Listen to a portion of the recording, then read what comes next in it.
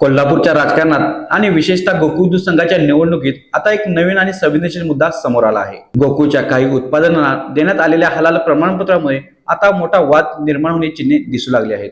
नमस्कार, मी सलमान जमादार, तुम्ही पाहतात लाईव्ह मराठी।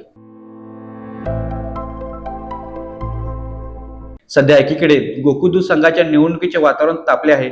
आता त्यातच गोकुळ दूध संघाच्या तूप, लोणी आणि दूध पावडर या उत्पादनासाठी हलाल सर्टिफिकेट घेण्यात आले असल्याची माहिती समोर आली आहे। याच मुद्द्यावरून विरोधक आता आक्रमक होण्याची शक्यता व्यक्त केली जात आहे। विशेष म्हणजे हे प्रमाणपत्र नेमकं कोणाच्या कार्यकाळात घेण्यात आलं यावरून आता राजकीय चर्चा सुरू झाली आहे। विरोधी गटाकडून असा दावा केला जातोय की मंत्री हसन मुश्रीफ यांच्या पुत्रांच्या अध्यक्षीय कार्यकाळात ही प्रक्रिया पूर्ण करण्यात आली आहे। दरम्यान गोकुळ दूध संघाची निवडणूक अगदी तोंडावर आली असतानाच हा मुद्दा समोर आल्याने राजकीय वातावरण आणखी तापण्याची शक्यता व्यक्त केली जात आहे। याआधीही गोकुळच्या कारभारावर विविध आरोप करण्यात आले होते। आता त्यात हलाल सर्टिफिकेटचा मुद्दा जोडल्याने प्रचार अधिक आक्रमक होण्याचे संकेत मिळत आहेत। दुसरीकडे मंत्री हसन मुश्रीफ यांनी आगामी निवडणूक महायुतीसोबतच जाण्याचा निर्णय घेतल्याची चर्चा देखील सुरू आहे। त्यामुळे या संपूर्ण वादाला आता राजकीय रंग चढण्याची शक्यता नाकारता येत नाही। आता अनेकांच्या मनात प्रश्न निर्माण होतोय की हे हलाल सर्टिफिकेट नेमकं असतं तरी काय?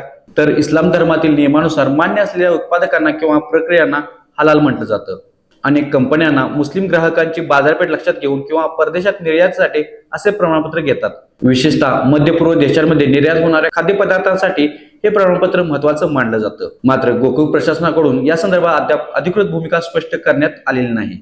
त्यामुळे पुढील काही दिवसांमध्ये हा वाद आणखी वाढतो की काय आणि निवडणुकीत हा मुद्दा कितपत प्रभावी ठरतो हे पाहणं महत्त्वाचं ठरणार आहे। या संपूर्ण प्रकरणावर तुमचं मत काय? तुमच्या प्रतिक्रिया आम्हाला नक्की कमेंट करून कळवा। अशाच नवनवीन घडामोडी पाहण्यासाठी पाहत राहा लाईव्ह मराठी।